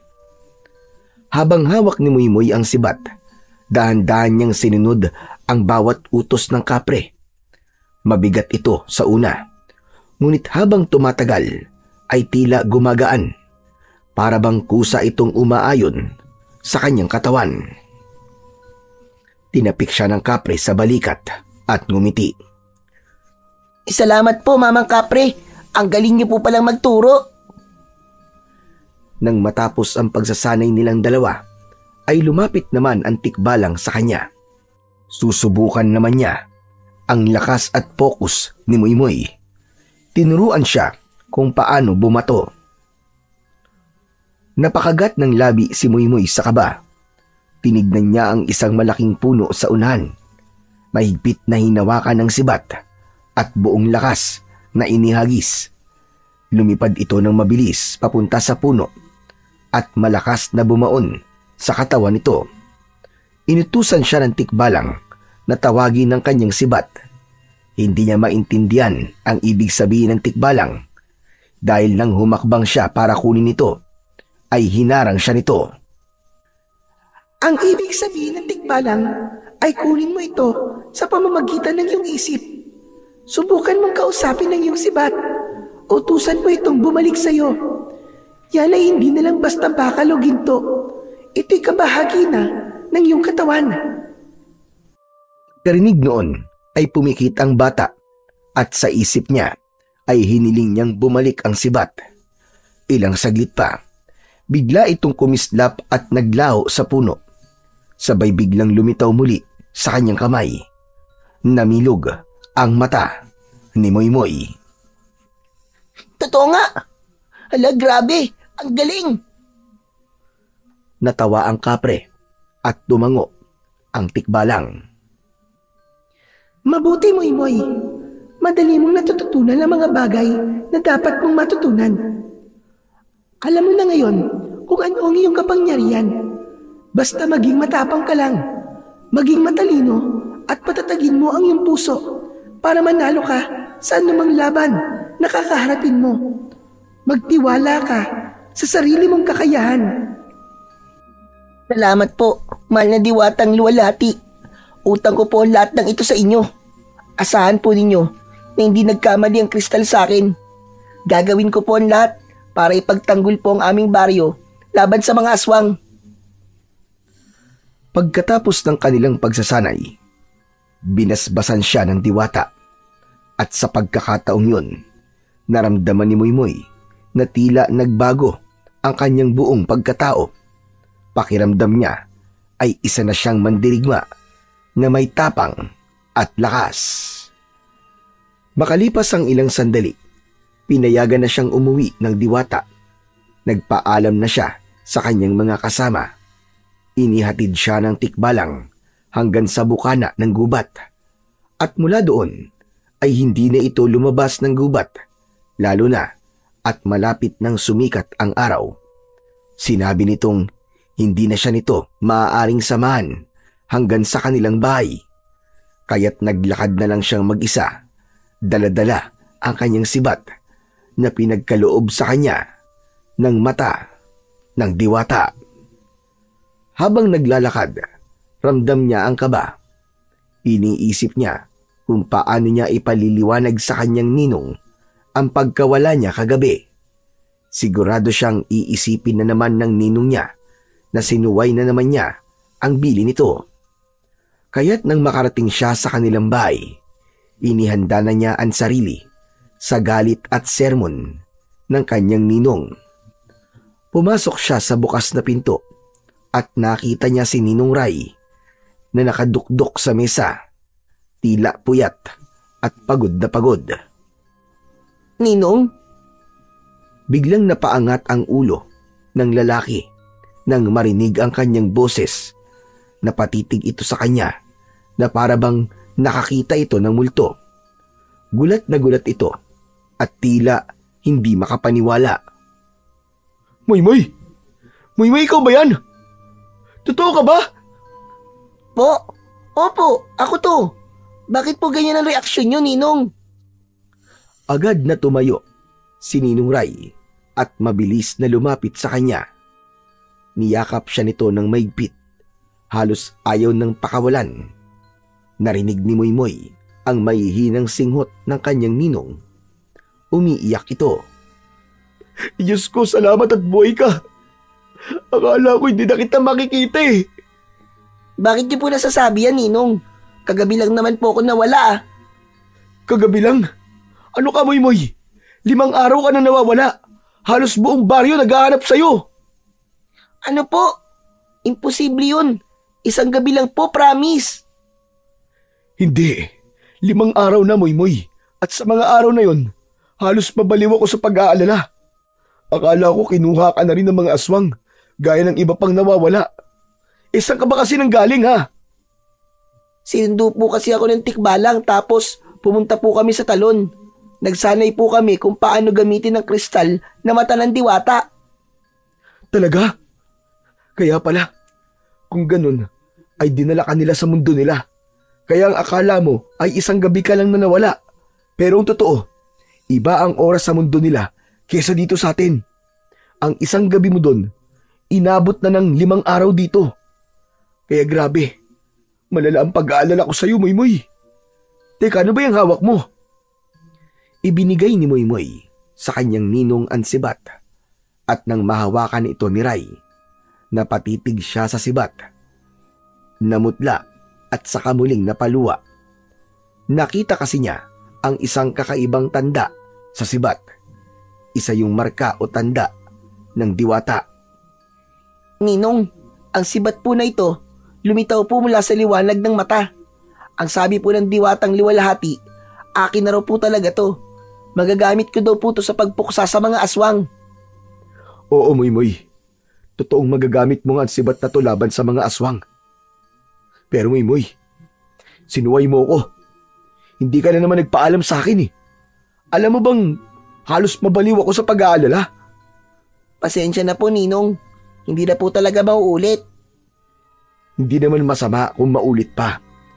Basta siguraduhin mo lang na magpapaalam ka muna bago ka umalis. Naiintindihan mo? Talaga po, Ninong? Pinapayagan niyo na po ako?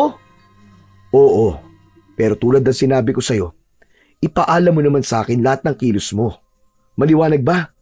Opo, Ninong. Maliwanag na maliwanag po. Pagkatapos noon ay umupo silang dalawa sa upuan sa sala at doon ipinagpatuloy ang kanilang usapan. Isinalaysay ni Ninong Ray ang mga nangyari sa baryo sa loob ng 5 araw. Maraming alagang hayop ang bigla na lamang nawala at kahit may mga bantay, wala pa ring nakikita.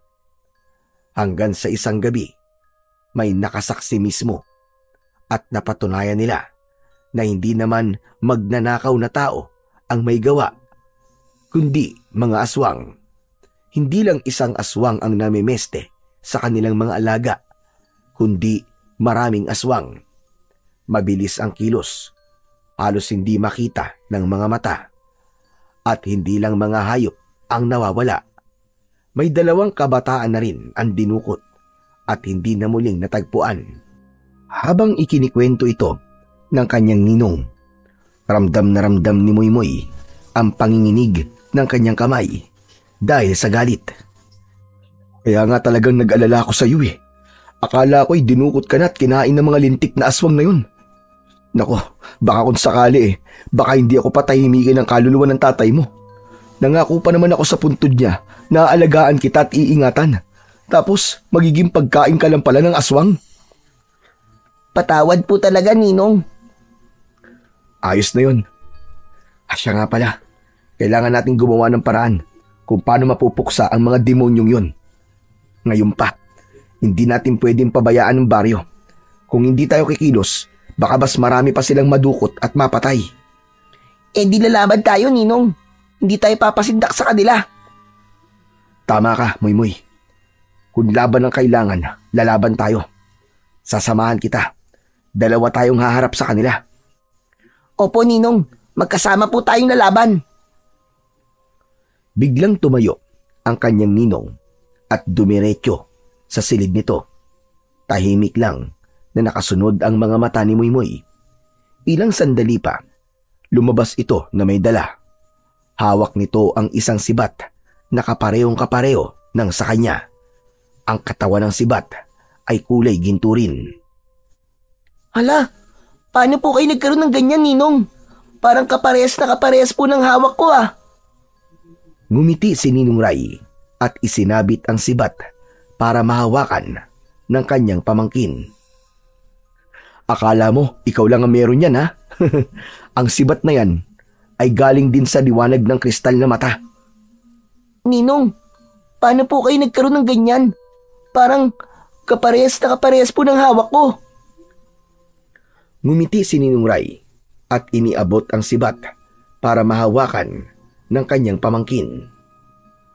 Hindi ko po maintindihan. Nung kasing edad mo ko, hinawakan at iningatan ko din ang kristal na yan. At lahat ng nararanasan mo ngayon, maging pagsasanay, ay naranasan ko din noon. Talaga po? Oo, Moymoy. Pinili din ako noon para maging tagapagligtas ng baryo laban sa mga aswang. Hala, ang galing naman. Parehas po pala tayo. Hindi lang tayo ang minsang humawak sa kristal na mata, Moymoy. Una itong iningatan at pinanghawakan ng lolo ko noon. Isa siyang mahusay at kilalang albularyo sa buong bayan. Pasensya ka na, Moymoy kung hindi ito na ikwento ng tatay mo. Pero ang totoo, ang lahi natin ay galing sa angkan ng matatapang at magagaling na albularyo. Talaga po, Ninong? Pero kung sa atin nga po pala noon ng kristal, bakit ko pa to nakita sa ilalim ng talon? Noon kasi, Moymoy, naharap din sa panganib ang buong baryo. Malupit at madugo ang laban nun. Kasama ako ni Lolo na nakipaglaban. At nang matapos namin ni Lolo ang gulo, sinabi niya na pinakamainam ay isaoli ang kristal sa tunay nitong tagapangalaga, kay Diwata Luwalhati. Ganun po ba? Oo. Alam mo kasi, paulit-ulit lang ang ikot ng kasaysayan ng kristal na mata. Kung ano ang naranasan mo ngayon, halos ganun din na nangyari sa akin at sa lolo ko. Kapag may dumarating na kaguluhan o panganib, laging may isang tao mula sa ating angkan ang nakakatagpo sa kristal at napipiling humawak nito. Kaya masasabi na rin na parang ipinapamana ito. Paano po nangyari yun? Bakit sa lahi natin? Bakit hindi po sa iba? Ayon sa kwento ng lolo ko noon, ang kristal na mata ng Diwata ay ninakaw ng mga aswang mula sa Diwata. Ginamit nila to para palakasin ang kanilang lahi. Pero isang gabi, ninakaw ito ng ninuno natin na yun at ibinalik daw sa Diwata. Sa tuwa naman ng Diwata, nangako ito na walang magmamay-ari ng kristal na mata kundi ang ninuno natin at maaari itong ipasa sa bawat dadaang henerasyon. Ibibigay ito sa karapat-dapat na magmana. Kaya kahit itapon pa yan sa ilog ng paulit-ulit, ang bagsak pa rin yan, ibibigay pa rin ng Diwata sa taong kabahagi ng ating angkan sa tuwing magkakaroon ng banta ng panganib. Kaya pala, kung ganun hindi talaga aksidente ang pagkakasumpong ko sa kristal. Kaya ako ang pinili kasi galing ako sa angkan na nakatali na sa kapangyarihan nito. Tama ka, Moymoy. Ang dugo ng ating angkan ang isa sa dahilan. At ngayon, nasa iyo na ang pagkakataong ipagpatuloy ang sinimulan ng ating mga ninuno. Opo, Ninong. Gagawin ko po ang lahat para magampanan po ang responsibilidad na ito. Nagpatuloy pa ang kwentuhan nila. Masayang inalala ni Ninong Ray ang nakaraan. Noong kabataan pa lang niya. Alam mo ba, na hindi lang ang diwata ang kakilala ko. May naging kaibigan din ako nun na isang tikbalang, isang kapre at isang diwende. Mababait ang mga yon, pero mahilig sa kalokohan. Madalas kaming magbiruan. Kung minsan pa ay nagpapaligsahan pa kami ng lakas at abilidad. Oo nga no, kumusta na kaya ang mga yon? Totoo po, naging kaibigan niyo sila. Oo, bakit? Baka po sila yung nagsanay sa akin. Kaya pala mababait din sila sa akin at hindi ako tinatakot. Matagal ko na silang di nakikita. Kumusta na ba sila? Ayos lang po. Mukha pa rin naman silang malalakas at mukhang kapre at tikbalang pa rin po. Ikaw talaga kahit kailan. Naisingit mo pa ang kapilosopuan mo. Pinapatawa ko lang po kayo. Siya nga po pala, Ninong. Nung lumaban ka po sa mga aswang, nahirapan ka po ba? Aba, oo naman. Kaya nga halos ayaw ko rin talaga na pati ikaw magmana pa niyan Kasi mahirap talaga makipaglaban, lalo na kung madugo. Sa tingin niyo po ba'y kakayanin ko, Ninong? Hinawakan ni Ninong Ray ang kanyang balikat at tumitig ng diretsyo sa kanyang mga mata. Kakayanin mo, Moymoy. Hindi ka nag-iisa. Tandaan mo, habang humihinga pa ako, hindi kita iiwan. Ang mga aswang ay malalakas, mabilis at mapanlinlang. Pero kakayanin mo sila, Moymoy. Sigurado ako dyan. Pagtiwala ka lang sa sarili mo at taglay mong kapangyarihan. Opo, Ninong. Sige po, tatandaan ko po ang lahat ng sinabi nyo. Magtiwala sa sarili. Ngumiti si Ninong Ray. Ngunit bago pa man ito ulit makapagsalita, ay dumating si Mang Lando. Hingal na hingal ito at pawis na pawis. Medyo nanginginig din ang katawan. Tao po! Tao po! Ray! Nandiyan ka ba? Pagpasok niya sa loob ng bahay, ay nagulat ito nang makita si Moymoy. Oh, Moymoy! Nandito ka na! Saan mo siya nahanap, Ray? Umuwi po dito. Nakatakas daw sa aswang. Biglang napatingin si Moymoy sa kanyang ninong nang marinig ang sinabi nitong kasinungalingan. Magsasalita sana siya, pero hindi siya pinasingit ng kanyang ninong at panay ang kindat nito at senyas na wag nang magsalita. Naku, mabuti pala't ganun. Maswerte kang bata ka. Pero yung anak ni Ismael, nakita sa gubat na wasak ang katawan. Sinabi nila, kinain din daw ng aswang. Ano po? Ninong, tara, puntahan po natin. Agad silang nagtungo sa lugar. Sa kanilang paglapit ay dinig na nila ang malakas na iyak ni Mang Ismael. Gayun din ang malakas na pag-uusap ng mga taong galit na galit. Maraming residente ang nakapaligid, nagtatakip ng ilong dahil sa amoy ng malansa at masangsang ng amoy ng bangkay. Nagpatuloy pa sila sa paglapit hanggang sa nakarating sila sa gitna ng kumpulan. Nakita nila si Mang Ismael, nakaluhod sa lupa. Sinusubukang hawakan ang katawan ng anak, pero hindi niya magawa. Hindi niya makaya. Iniiyakan niya ito ng malala. Ang katawan ng biktima, wasak ang dibdib hanggang tiyan. May bakas ng kagat sa leeg at nilapa ang lahat ng laman.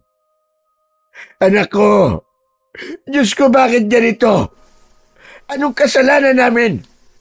Sino may gawa nito sa anak ko? Anak, gumising ka. Hindi ka maaaring mamatay. Anak ko! Lumapit si Mang Lando kay Mang Ismael. Nangingilid ang luha pero pilit na pinapatatag ang sarili. Ismael, tama na. Tanggapin mo na. Wala na ang anak mo. Kailangan natin siya mailibing ng maayos bago patuluyang... Tumahimik ka!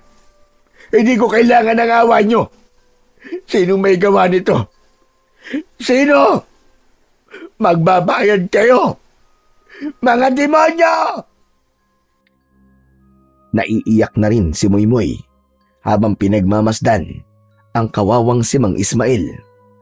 Patuloy itong humagulgol at sa gitna ng kanyang pag-iinagpis ay dumiretso ito ng tingin kay Ninong Ray. Ikaw, hindi ba talbularyo ka?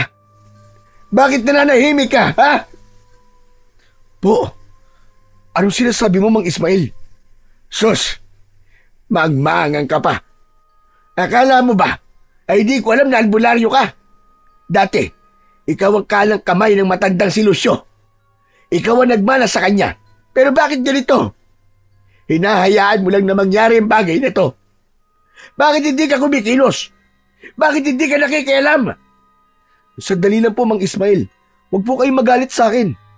Mali naman po na sabihin nyo na wala akong ginagawa. Halos gabi-gabi po akong kasama ni Mang Lando sa pagbabantay. At yun lang ang kaya mong gawin. Hindi mo alam kung paano sila pipigilan. Wala kang kwenta.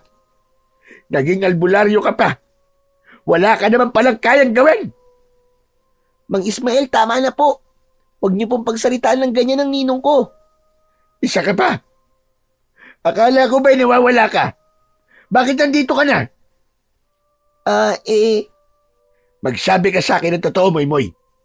Hindi ba't ikaw ang mahilig gumala sa parte ng gubat na to? Umaming ka! May kinalaman ka ba sa mga nangyayari dito sa baryo? Biglang napayuko si Moymoy. Hindi makapagsalita. Naramdaman ng mainit na titig ng lahat ng tao na nakapaligid. Ang lahat ng atensyon ay napunta sa kanya. Sabihin mo sa amin ngayon, Moymoy. Nasaan ka? Nung may nangyaring masama dito sa baryo? Sandali lang. Bakit ganyan ang tanong niyo sa bata? Nawala siya dahil nabiyag din siya ng mga aswang. Swerte lang at nakaligtas. Manahimik ka muna. Hindi ka rin tinatanong ko. Ngayon mag-usap tayo ng malinaw. Paano kung isa dito sa baryo ang aswang na pumapatay? Paano kung isa sa atin ang pumatay sa anak ko? Sagutin mo ko, Moymoy. Ano ba talaga ang totoo? Wala po akong kasalanan. Hindi po ako aswang. At hindi po ako ang pumatay sa anak niyo, Mang Ismael. Talaga ba? Kung ganun, bakit nun palagi ka namamasyal nang walang takot sa gubat at sa kung saan-saan? Saka sa lahat ng mga bata dito sa baryo, ikaw lang ang hindi nakikihalubilo. Palagi kang mag-isa. Palagi kang gumagala kung saan-saan. Tapos bigla kang nawawala at darating na parang wala lang. Mga kasama, hindi ba't kayo nahinala ang batang ito? Ismael, huminahon ka. Huwag mo naman pag-isipan na masama yung bata. Narinig ni Moymoy ang mga bulungan ng mga tao sa paligid. Bagamat pabulong, malinaw sa kanyang pandinig ang bawat salitang binibitiwan nila. May isang residente ang nagsabi na tama si Mang Ismael dahil palaging nawawala si Moymoy. Nagsimula ng mag-ingay ang mga tao. May mga nagsabi na kailangang palayasin kung talagang siya ang may kasalanan. Napatingin si Ninong Ray kay Moymoy. Kita rin ang takot sa mga mata niya. Nag-alala siya sa maaaring gawin ng mga tao sa kanyang pamangkin. Kaya naman tumayo siya sa harap ng lahat at tinaasan ang kanyang boses. Tama na! Tama na! Natatakot na ang bata sa mga ginagawa at sinasabi nyo. Huwag kayong basta-basta ng bibintang, lalo na kung wala naman kayong ebidensya. Lahat naman tayo dito nasasaktan na. Lahat tayo natatakot. Pero hindi ibig sabihin nun na pwede na tayo magturo ng kahit na sino. Paano kung inosente siya? Si Moymoy, hindi siya isang aswang. Matagal ko na siyang kasama. Ako nag-aalaga sa kanya. Kaya alam ko ang totoo. Humina saglit ang ingay ng mga tao. pero may ilang pa ring hindi kumbinsido. Mga kababaryo, tama si Ray. Huwag naman ganyan. Ako mismo bilang kapitbahay nila, alam ko na inosente itong bata. Oo, hindi siya mahilig makihilubilo sa iba, pero mabait at magalang na bata ito. Kung siya man ay aswang, edi sana malalaman ko. Halos magkadikit lang naman ang bahay namin eh. Saka kami sana ang unang madadali niya, pero hindi. Kaya alam kong inosente siya. Makinig kayong lahat mga kababaryo. Hindi si Moymoy ang dapat niyong kamuhian. Ang tunay na kalaban ay naroon lang sa lungga niya at naghihintay ng sunod niyang biktima. Kung ipagpapatuloy niyo ang pagbibintang niyo sa sarili niyong kababaryo, mas lalo lang kayo madadala sa takot. At habang nag-aaway-away tayo dito, sila, yung mga hayop na aswang na yon, pinagtatawanan tayo. Dahil kung kailan kailangan nating magkaisa, ay saka pa tayo nagkawatak-watak. Natahimik ang karamihan, maski si Mang Ismael ay walang nagawa, kundi ang humikbi at muling humagulgul ng iyak. Ngunit si Moymoy, ramdam pa rin ang ilang mga matang nakatitig sa kanya. Hindi tayo pwedeng maging ganito na lang palagi. Kailangan natin pagbutihin pa ang pagbabantay. Kailangan natin magkaisa. Kailangan natin tulungan ang mga sarili natin para malagpasan ang dilubyong ito. Marami ang tumango sa sinabing yun ni Mang Lando. Ilang sandali pa, nang dumating na ang mag-aayos ng bangkay, ay unti-unti na ring nagsiuwian ang mga tao sa kani-kanilang mga bahay. Kanya-kanya sila ng kumpuni. Inayos ang mga pintuang sira, nagpukpok ng ilang sarado at tali sa kanilang mga pintuan at bintana. Ang iba naman ay naglagay ng mga bawang sa mga bintana at nagsaboy ng asin sa itaas ng bubong. Takot na takot ang lahat. Pagdating ng 5:00 ng hapon, ay wala nang lumabas ng kanilang mga bahay. Lahat ay sarado na, maski ang mga tindahan. Tahimik na rin ang buong baryo. Samantala, sa loob ng bahay ay abala sina Ninong Ray at Moymoy. Naghahanda sila sa pagsama nila sa ronda. Tahimik nilang inaayos ang kanilang mga gamit. Pinupunasan nila ang kanilang mga sibat. Maya-maya pa ay biglang natigilan si Moymoy. Medyo inabante nito ang kanyang tenga at nakakunot noo. Tila may inaaninag na tunog mula sa malayo. Nang hindi makontento, ay lumapit siya sa bintana at pinakinggang mabuti ang kakaibang tunog. Nakarinig siya ng alingaw-ngaw ng malakas na alulong ng mga aso, pero kakaiba ang tunog. Agad na nanindig ang kanyang balahibo. Ibinukas niya ng konti ang bintana at sumilip doon. Sa di kalayuan ay may napansin siyang anino na dumaan sa gilid ng gubat na natatanaw mula sa kanilang bahay. Mabilis ang galaw nito, pero dahil sa kapangyarihan na hawak niyang kristal na mata, malinaw niyang nakita kung ano yun. Isang aswang. Kahit mabilis ang kilos nito, animoy naging mabagal na pagong ang pagtakbo nito sa paningin ni Moymoy. Ninong, may aswang! Nakita ko! Galing po siya sa gubat! Pagkasabi pa lang nito, ay nakarinig na sila ng kaluskos mula sa bakuran. Nang muling sumilip si Moymoy, ay nakita niya ang paglitaw ng isang nilalang. Mahaba ang katawan nito, may pakpak na malapad, may mahabang dila at kulay pulang mga mata. Nakatitig ito kay Moymoy na nakasilip. Mabilis na kumilos ang aswang palapit kay Moymoy at binuksan nito ang bintana. Malakas ang aswang, nasira at tuluyang bumigay ang kanilang bintana, dahilan upang mablot nito at mahawakan ang bata palabas ng bahay. Hindi! Moymoy! Labis ang pag-aalalang naramdaman ni Ray nang makita kung ano ang nangyari kay Moymoy.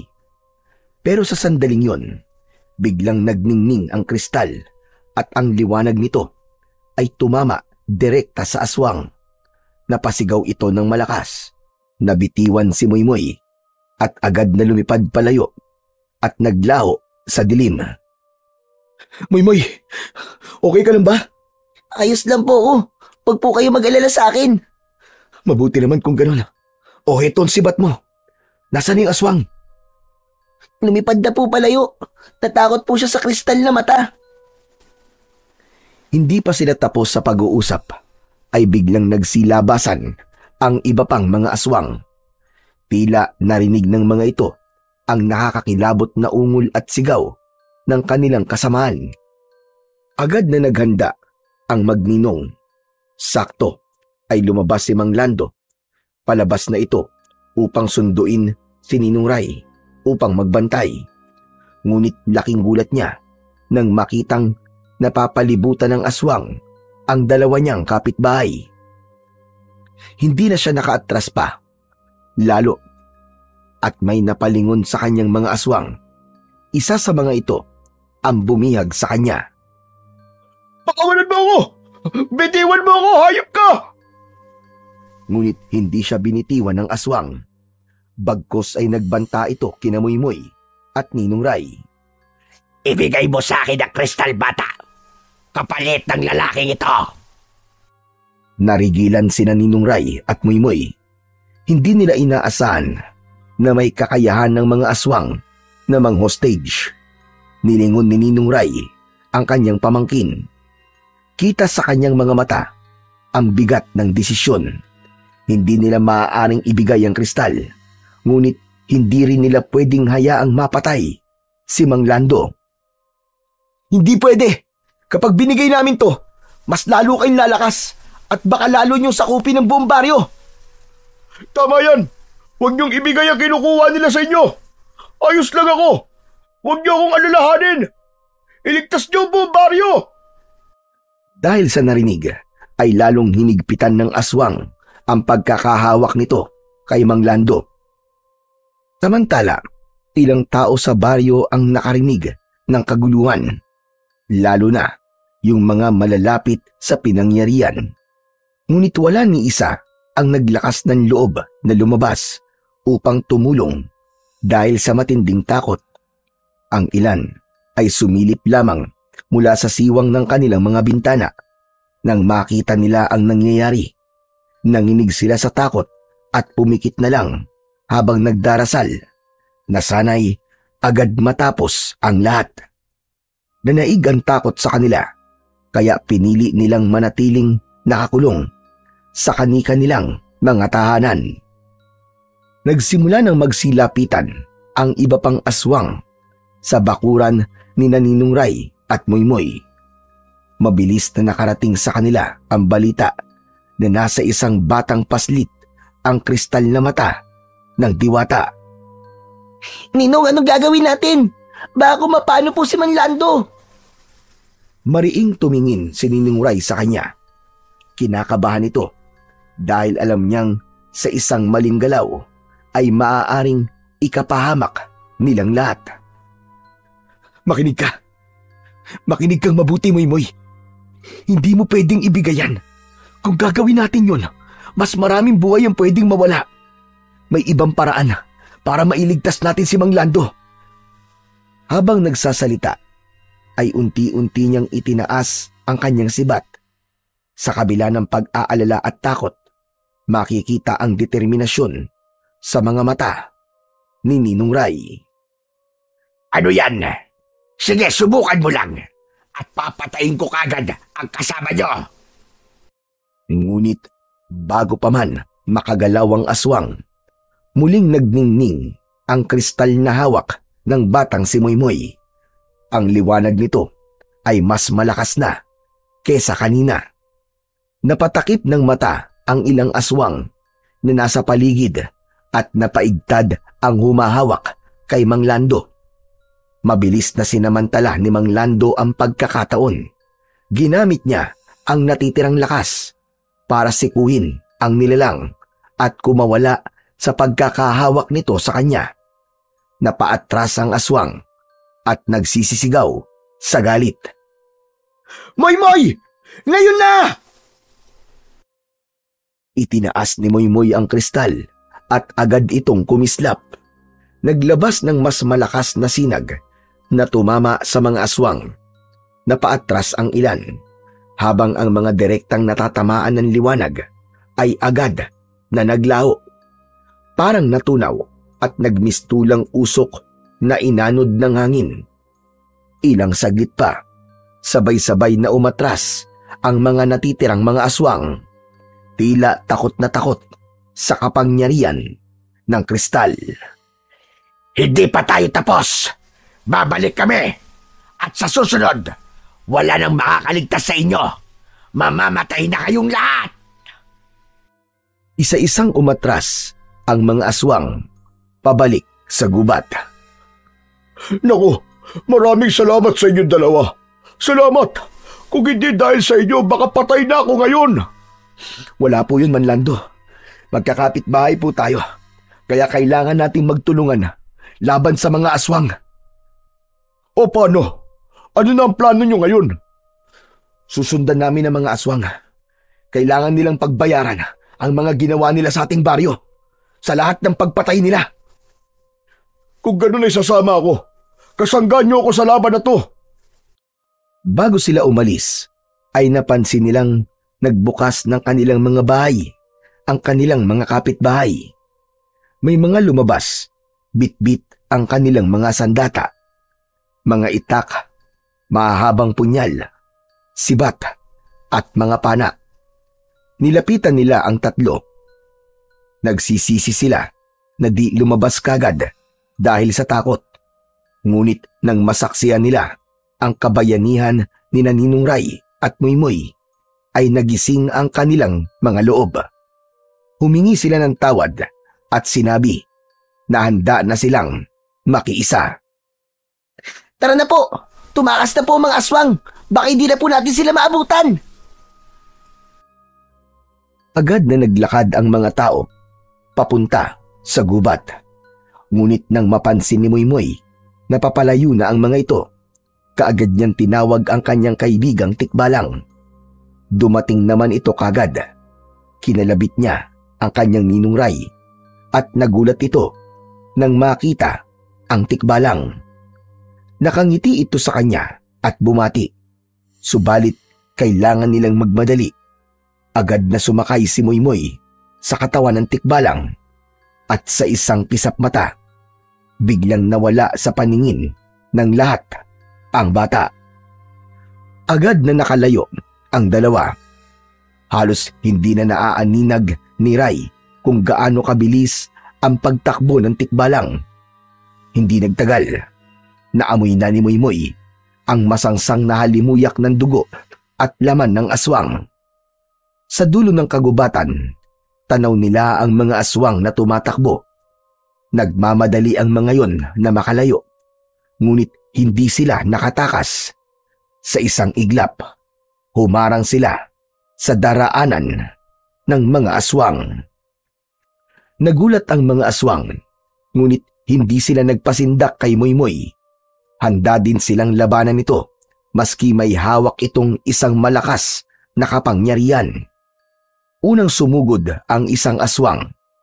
Mabilis na lumipad patungo sa bata.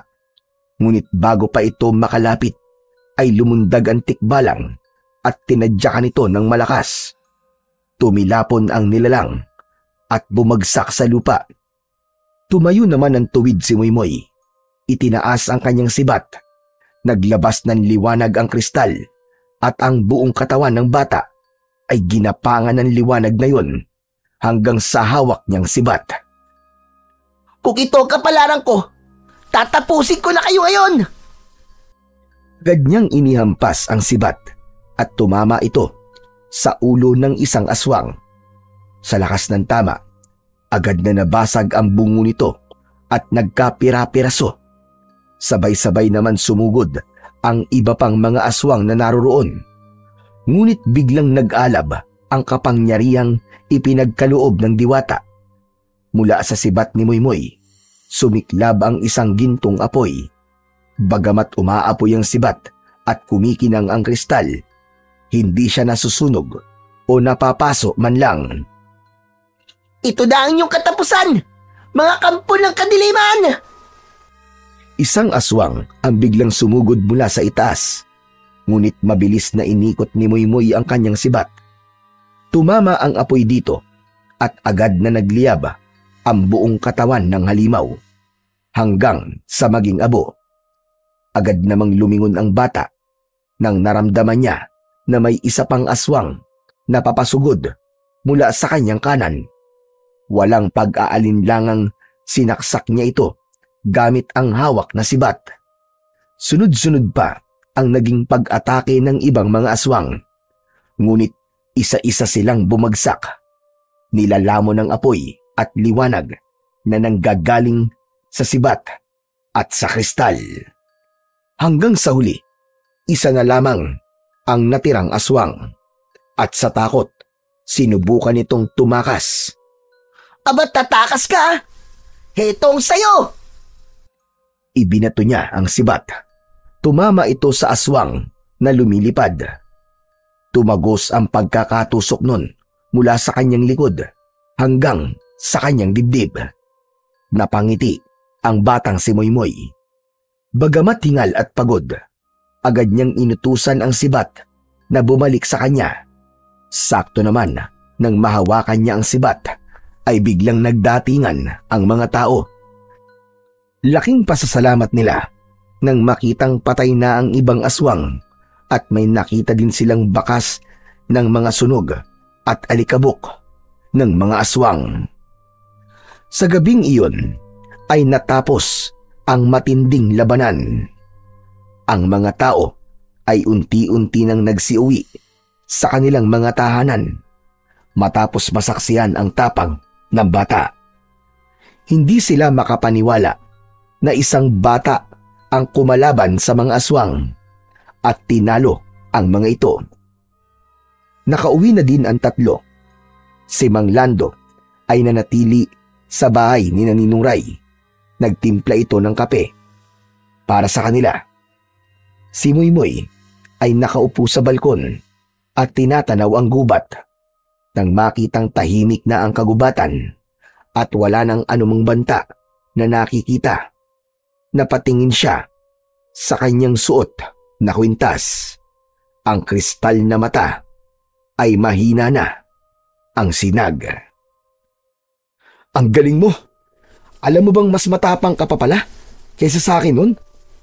Hindi naman po. Totoo ang sinasabi ko, iho. Mas matapang ka talaga. Dahil ako nun, kasama ko sa laban ng lolo ko, pero ikaw, nagawa mo ng mag-isa. Natalo mo silang lahat ng mag-isa.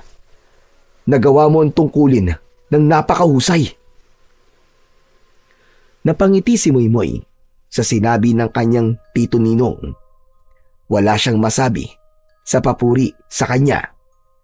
Masaya siya sa kanyang naririnig. Maya-maya pa ay lumapit na si Mang Lando. May dala itong 3 tasa na may lamang kape at gatas naman ang para kay Moymoy. Salamat sa iyo, Moymoy, ha? Salamat sa inyong dalawa. Kung hindi dahil sa inyo, sigurado akong di titigil ang mga aswang na yon na manamantala dito sa baryo natin. Akalain nyo, napakadami pala nilang aswang. Kaya nga po pero wag po kayo mag-alala. Magiging tahimik na po ngayon ang baryo natin. Dahil wala na po ang mga aswang. Kaya nga, at dahil sa iyo yun, at dahil sa inyo, manunumbalik na ang kapayapaan at katahimikan dito sa ating baryo. Tahimik silang uminom ng kape. Napangiti si Mang Lando. Buti na lang at natapos din ang bangungot na ito. Sa wakas, makakainom na ulit tayo ng kape na walang kaba sa dibdib.